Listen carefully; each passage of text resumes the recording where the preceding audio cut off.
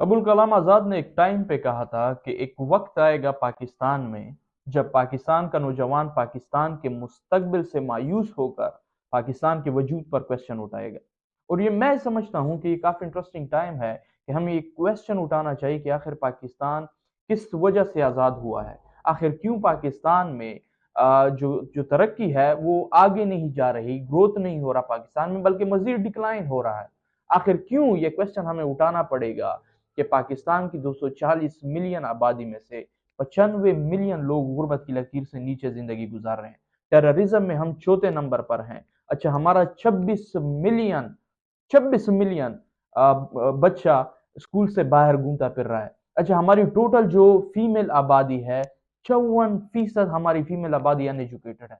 सो क्या वजह है कि पाकिस्तान तरक्की नहीं कर सकता? क्या वजह है कि धीरे धीरे वो मजीद डिक्लाइन करता जा रहा है? क्या हम अपने फैसले खुद नहीं करते? क्या हमारे फैसले बाहर से इन्फ्लुएंस होते हैं? इसी वजह से चाहे फिर पीटीआई आए, पीएमएलएन आए, पीपीपी आए, इट डजेंट मैटर, क्योंकि हमारे फैसले ही बाहर से कंट्रोल होते हैं, हमारे फैसले ही बाहर से लिए जाते हैं। तो फिर किसी जमात की एक फर्द की शक्ल की वजह से मुल्क की जो ये ट्रेजेक्ट्री है ये चेंज तो नहीं हो सकती। सो मेन वजह क्या है? क्या हम सॉवरेनिटी खो गए हैं? क्या हम में अब मजीद खुद मुख्तारी नहीं है? और किस वजह से हम खुद मुख्तार नहीं रहे? सो ये चंद चीजें हम इसी वीडियो में डिस्कस करेंगे। सो ये याद रखिएगा, सॉवरेनिटी कहते किसे? खुद मुख्तारी। सही है, खुद मुख्तारी कहते हैं कि जब आप अपने फैसले खुद लेते हैं, कोई और आपको इन्फ्लुएंस नहीं करता, कोई और आपको ये नहीं बताता कि जी अब ये करो, ये ना करो, इसमें तुम्हारा फायदा है तो फिर चूंकि मेरा फायदा नहीं है तो ये ना करो। सॉवरेनिटी कहते हैं कि जब आप अपने फैसले खुद लेते हैं, कोई और आपको इन्फ्लुएंस नहीं कर सकता। और ये डिपेंड करती है दो चीजों के ऊपर। एक तो ये डिपेंड करती है डेमोक्रेसी के ऊपर, जहां पर लोग ही सावरेन होते हैं, लोगों के पास खुद मुख्तारी होती है। जिसे सेलेक्ट करना चाहे सेलेक्ट करे, जिसे रिजेक्ट करना चाहे रिजेक्ट करे। अच्छा, जो बंदा परफॉर्म नहीं करता उसे अगली मर्तबा हटा दे, विदाउट एनी ब्लडी रेवोल्यूशन। इसी वजह से जब कोई डेमोक्रेटिक स्टेट होती है वो खुद को कहती है कि जी हम सावरेन लोग हैं, हम आजाद लोग हैं, हम खुद मुख्तार लोग हैं। पाकिस्तान के केस में क्या हुआ है? पाकिस्तान के केस में ये हुआ है कि 75 सालों में से 33 साल हमने डायरेक्ट डिक्टेटरशिप के नीचे गुजारी है। अच्छा, जो बाकी टाइम है उसमें से हमने किस तरह से सरवाइव किया? उसमें से हमने तमाम तर जितना भी टाइम ये गुजरा है हाइब्रिड सिस्टम में हमने गुजारा है। चाहे फिर वो 2008 की पीपीपी हो, 2013 की पीएमएलएन, अच्छा 2018 की पीटीआई, फिर PDM part first, PDM part second, या फिर आप केयर टेकर भी देख लें, इंटीरियम गवर्नमेंट। ये तमाम तर हमारा हाइब्रिड सिस्टम में गुजरा है। तो आप खुद इमेजिन करें, जब एक म्यान में दो तलवारें नहीं आ सकती, सो एक मुल्क में दो पॉलिसियां किस तरीके से चल सकती हैं कि जी एक पॉलिसी फलाना करे और दूसरा पॉलिसी कोई पॉलिटिकल पार्टी करे? तो ये तो हम नहीं कर सकते। इसी वजह से एक तो हमारी ग्रोथ स्टैग्नेंट हो गई है। इसी वजह से जब कोई बाहर से हमें इन्फ्लुएंस करना करना चाहता है तो फिर ये इजीली कर लेता है, क्योंकि अगर एक पार्टी उनके साथ नहीं मानती, दूसरी पार्टी मान जाती है, क्योंकि उसमें उसका बेनिफिट होगा। इसी वजह से ये तमाम तर पॉलिटिकल पार्टी जो है ना डील पे सरवाइव करती हैं। तमाम तर पॉलिटिकल पार्टियां हमेशा अमेरिका के लिए जोली फैलाई हुई होती हैं कि जी अमेरिका से कोई बात आ जाएगी तो हमारा इसमें फायदा हो जाएगा।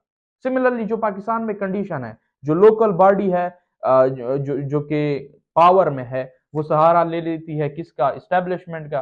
और इस्टेब्लिशमेंट को देखना पड़ता है कि जी हमारी फॉरेन पॉलिसी हमें किस साइड पर लेकर जा रही है। सो इसी वजह से भी हम अपने फैसले खुद नहीं कर पाते जब आपके पॉलिटिकल लीडरशिप ही कॉम्प्रोमाइज हो। दूसरा जो सबसे इंपॉर्टेंट रीजन है, तो एक रीजन तो हम ये कह सकते हैं कि जी हम एक डेमोक्रेटिक सिस्टम मुकम्मल तौर पर है नहीं, तो इस वजह से हमें इन्फ्लुएंस बड़ा जबरदस्त किया जाता है। लेकिन डेमोक्रेटिक लीडरशिप, जो पॉलिटिकल लीडरशिप है हमारी, वो इतनी कमजोर क्यों है?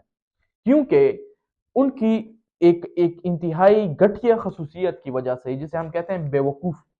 सही है, एक तो बेवकूफ रहे हैं, दूसरे उनकी पॉलिसी इंतहाई जहालत के ऊपर बेस्ड करती है। अगर आप रेट्रोस्पेक्ट में उनकी इंस्पेक्शन करें, अगर आप उनकी पॉलिसियों को देखें तो आपको बड़े बड़े फ्लॉज नजर आएंगे, जिसकी वजह से बेचारी अवाम जो है ना अभी तक भुगत रही है उनकी सजाएं। अच्छा, दूसरी चीज क्या है? दूसरी चीज है इकोनॉमिक इंडिपेंडेंस। हम इकोनॉमिकली डिपेंडेंट हो चुके हैं आईएमएफ के। अगर हम इकोनॉमिकली डिपेंडेंट इतने ना होते आईएमएफ के तो हम अपनी पॉलिसियां खुद इख्तियार कर सकते थे। अच्छा, डिपेंडेंट का मेरा मकसद क्या है? डिपेंडेंट का मकसद मेरा बड़ा सिंपल है। फॉर एग्जांपल, जब भी हम कोई मुल्क एक ट्रेड करता है तो इंपोर्ट और एक्सपोर्ट्स की टर्मिनोलॉजी आपने सुनी होगी बचपन से लेकर अब तक। अच्छा, एक्सपोर्ट क्या है? जो हम यहाँ से बाहर बेचते हैं। इंपोर्ट्स क्या है? जो बाहर से हम खरीद कर यहाँ पर लाते हैं। पाकिस्तान, अच्छा, इनको आपने मैच करना होगा। अगर ये मैच नहीं होता, इंपोर्ट और एक्सपोर्ट बराबर नहीं होती, तो आपके ऊपर एक डेफिसिट आ जाता है। जब वो डेफिसिट आ जाता है तो आपने उसको पूरा करना पड़ेगा। किसकी मदद से? आईएमएफ की मदद से। और अगर वो डेफिसिट पूरा नहीं होता तो जी आप डिफॉल्ट कर जाते हैं, आप क्रम्बल कर जाते हैं जी। फिर आपके हालात म्यांमार या फिर अफगानिस्तान जैसे हो जाते हैं। इस हालात पे आप बैंकक्रप्ट हो जाएंगे। जब आप इस डेफिसिट को कंप्लीट नहीं करते, आप बैंकक्रप्ट हो जाते हैं। आपकी इकोनॉमी जो है वो डिफॉल्ट कर जाती है। अच्छा, जब आपकी इकोनॉमी डिफॉल्ट कर जाती है तो फिर जाहिर बात है पूरे मुल्क में इंतशार फैल जाता है, खाना जंगी। तो इसके मुख्तलिफ इफेक्ट्स होते हैं। लेकिन पाकिस्तान इस गेम में फंसा है किस तरीके से, इसको जरा आप समझ लें। बल्कि मैं समझता हूं कि आप इसे रटा कर लें, क्योंकि पूरी पाकिस्तान की पॉलिटिक्स का क्रक्स ही ये है पाकिस्तान की इंपोर्ट्स और एक्सपोर्ट्स को समझना। पाकिस्तान पूरे साल में 39 बिलियन डॉलर्स की जो है ना एक्सपोर्ट्स करता है। अच्छा, इसमें 30 बिलियन डॉलर बाहर से हमारे पास रेमिटेंस आ जाते हैं। अच्छा, इंपोर्ट हम कितने करते हैं? इंपोर्ट हम करते हैं 82 बिलियन डॉलर्स की। सो ये बीच में जो 11 बिलियन डॉलर का डेफिसिट बच जाता है, इसे पूरा करने के लिए हमारी गवर्नमेंट जो होती है, चाहे फिर वो पीटीआई की हो, पीएमएलएन की हो, पीपीपी की हो, वो चली जाती है आईएमएफ से कर्जा मांगने के लिए, ताकि उनका डेफिसिट कम हो, ताकि उनकी इकोनॉमी जो है वो डिफॉल्ट ना कर जाए। सो फिर आईएमएफ आपको पैसे तो दे देता है, लेकिन आईएमएफ आपके ऊपर शराइत लगा देता है। आईएमएफ आपसे कहता है कि जी आपने इंपोर्ट्स को लिबरलाइज छोड़ देना है। मतलब जितनी भी, जो कोई भी इंपोर्ट्स करना चाहे, आपने ये नहीं कहना होगा कि जी ये ना करें, इतनी कर लें, बल्कि जितनी वो करना चाहें वो कर सकते हैं। दूसरी चीज, आपकी जो करेंसी होती है वो डिवैल्यू हो जाती है, डॉलर ऊपर चला जाता है। अच्छा, उसके बाद वो आपके ऊपर शराइत लगाता है कि जी बिजली को आपने इतना एक्सपेंस करना है, पेट्रोल को आपने इतना बढ़ा देना है, अच्छा गैस को आपने इतना बढ़ा देना है। तो ये शराइत आपके ऊपर लगा देता है, और इस बाउंड्री में, इस बबल में रहकर आपने इस मुल्क के लिए कुछ काम करना पड़ता है। तो ये तो जाहिर बात है, अगर आपके ऊपर इतनी शराइतें लग जाएं, आपको इतने हर तरफ से घेर लिया जाए, तो फिर चाहे गवर्नमेंट का हेड जो कोई भी हो, आपकी पॉलिसी कंप्रोमाइज हो गई है। क्योंकि आपको बाहर से इंस्ट्रक्शन मिल रही हैं, आप खुद पॉलिसी नहीं बना सकते। अगर फॉर एग्जांपल जिससे कि आप खुद पॉलिसी बनाते हैं, पाकिस्तान के केस में पाकिस्तान कहता है कि जी चूंकि हमारा 25% इंपोर्ट जो है पेट्रोल के ऊपर है, सो हम पेट्रोल के पोर्टफोलियो को हम डाइवर्सिफाई करना चाहते हैं। हम चाहते हैं कि जी हमारा सारा का सारा पेट्रोल सऊदी से ना आए, बल्कि कुछ हिस्सा हमारा ईरान से आए। सही है, चूंकि सऊदी की वजह से जो हमें महंगा पेट्रोल मिलता है, ईरान से हमें सस्ता पेट्रोल मिलेगा। अच्छा, उन्होंने ऑलरेडी डील भी फाइनलाइज की थी 2013 में, 2014 में उसकी कंप्लीशन की डेट थी। ईरान ऑलरेडी $3 बिलियन उसमें इन्वेस्ट कर चुका है। पाकिस्तान को भी उसने $500 मिलियन की ऑफर की थी कि जी हम आपकी मदद करेंगे। इससे होगा क्या कि पेट्रोल डायरेक्ट यहाँ पर आएगा, गैस डायरेक्ट यहाँ पर एज अ होल आएगा, और हमें सस्ता पड़ेगा। तो इस तरीके से हमारा पोर्टफोलियो डाइवर्सिफाई हो जाएगा, हमें महंगे पेट्रोल के ऊपर डिपेंड नहीं करना पड़ेगा। सही है। अब चूंकि हम सॉवरेन मुल्क हैं नहीं एज अ होल, हम अपनी खुद मुख्तारी नहीं रखते, तो बाहर से अमेरिका और सऊदी आपसे कहते हैं कि जी अगर आपने ये पाइपलाइन बना ली, हम तो, एक तो आपके रेमिटेंस को हम बड़ा नुकसान पहुंचाएंगे, और दूसरा अमेरिका उसे कहता है कि हम आपके ऊपर सैंक्शंस लगा देंगे। तो ना तो आप अपने पेट्रोल के पोर्टफोलियो को डाइवर्सिफाई कर सकते हैं, बल्कि आप अपनी फॉरेन पॉलिसियां खुद नहीं इख्तियार कर सकते। अगर ईरान के साथ आपने पाइपलाइन बना ली तो सैंक्शन कौन लगाएगा? अमेरिका। और अगर ये पाइपलाइन कंप्लीट ना हुई, अब एक दूसरी डेडलाइन आ गई, क्योंकि हम बार बार डिले करते जा रहे हैं, ये बहाना हमने बनाया कि जी हमारे पास पैसे नहीं है, क्योंकि हम डर रहे हैं कि ऐसा ना हो कि अमेरिका हमारे ऊपर सैंक्शन ना लगा दे, क्योंकि अमेरिका और सऊदी के जाहिर बात है नहीं लगती, ईरान के साथ उनके रिलेशनशिप बेहतर नहीं है। तो अगर हमने ये पाइपलाइन बना दी, इस तो हमारे साथ होगा कि हमारे ऊपर सैंक्शन लग जाएंगे। और अगर हमने ये पाइपलाइन नहीं बनाई, तो ईरान के मुआहदे के मुताबिक वो हमें सू करेगा इंटरनेशनल कोर्ट्स में, $18 बिलियन के लिए, जो कि हमारे पास नहीं है। तो हम मजीद उस फनल में पुश हो जाएंगे, उस कारण में पुश हो जाएंगे जहां पर हमारी पॉलिसियां मजीद कॉम्प्रोमाइज हो जाएगी। हमें समझ नहीं आएगी कि जी अब हम अपने मुल्क के साथ करें क्या। तो आप ये जो डेथ बेड है इसके ऊपर आप पड़े रहेंगे। एक पैरालाइज स्टेट होगा पाकिस्तान, बल्कि है पाकिस्तान एक पैरालाइज स्टेट है जो अपने लिए कुछ भी नहीं कर सकता। तो इसका सोल्यूशन क्या है? इसका सोल्यूशन सिंपल है, आपने अपने इंपोर्ट्स को कंट्रोल करना पड़ेगा।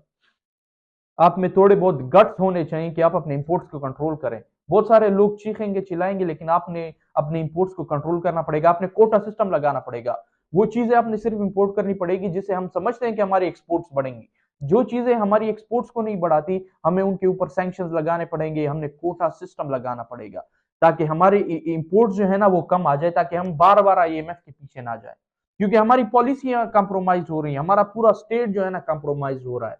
अगर हमने इस मुल्क को बचाना है तो हमने ये सख्त इकदाम लेने पड़ेंगे। और दूसरा, हमने एटलीस्ट अपनी सिक्योरिटी के ऊपर थोड़ा बहुत काम तो करना पड़ेगा। इससे तो कोई ये नहीं हो सकता कि जी हमें फॉरेन फंड्स की जरूरत है अपनी सिक्योरिटी बेहतर करने के लिए। हम अपनी सिक्योरिटी अपने मुल्क में बेहतर क्यों नहीं कर सकते? तो अगर हम अपनी सिक्योरिटी बेहतर करेंगे, हम टूरिज्म को यहाँ पर ला सकते हैं। अगर बाहर के टूरिस्ट यहाँ पर नहीं आते, कोई मसला नहीं है। पाकिस्तान में बैठे हुए लोग ही अगर टूरिज्म स्टार्ट कर दें, अगर उनके पास सियाहत के लिए बेहतर जगह है, तो इससे क्या होगा? इससे वेल्थ की जो है ना सर्कुलेशन आ जाएगी। वो लोग जो अपने बच्चों को स्कूल नहीं भेज सकते, वो स्कूल जाएंगे, उससे बेहतर लोग निकलेंगे, डॉक्टर्स निकलेंगे, इंजीनियर्स निकलेंगे, जो कि अगर हमें इस मुल्क में फायदा नहीं देते तो एटलीस्ट बाहर जाकर हमें वहां से रेमिटेंस भेज सकते हैं। ये $30 बिलियन जो हम मेजोरिटी ड्राइवर्स और इस तरह के लोगों से हमें $30 बिलियन आ रहे हैं, तो अगर हम सपोज डॉक्टर्स और इंजीनियर्स को एक्सपोर्ट करते हैं तो इससे हमें बहुत ज्यादा फायदा होगा। और अच्छा, हम अपनी एजुकेशन को इंप्रूव क्यों नहीं करते? हम अपनी एजुकेशन को मजीद एडवांस क्यों नहीं बनाते? इसमें तो कोई ऐसा नहीं है कि हमें बिलियंस ऑफ डॉलर्स की जरूरत है, इसमें जस्ट हमें एक प्रॉपर स्ट्रेटजी की जरूरत है। और ये हाइब्रिड निज़ाम मजीद इस मुल्क को नुकसान पहुंचा रहा है। चाहे पूरी इस्टेब्लिशमेंट ये सोचती है कि जी अगर हम हाइब्रिड निज़ाम चलाते हैं तो पॉलिटिशियन ज्यादा पावर में नहीं आ जाएंगे। पॉलिटिशियन को आप पावर में आने दें, क्योंकि अगर जब तक एक प्रॉपर डेमोक्रेसी का ये फेज स्टार्ट नहीं होगा, तकरीबन एटलीस्ट कोई 3 टर्म नहीं जाएंगे फ्लॉलेसली, तब तक हम खुद को बेहतर डायरेक्शन में नहीं डाल सकते। सो लास्ट मैं ये कहना चाहता हूँ कि अगर हमने इस मुल्क की सॉवरेनिटी को बचाना है, इस मुल्क की आज़ादी को बचाना है, तो हमें इस बात के ऊपर एक कंसेंसस करना पड़ेगा कि एक डेमोक्रेटिक स्टेट पाकिस्तान बने, ताकि पाकिस्तान की डायरेक्शन बेहतर हो।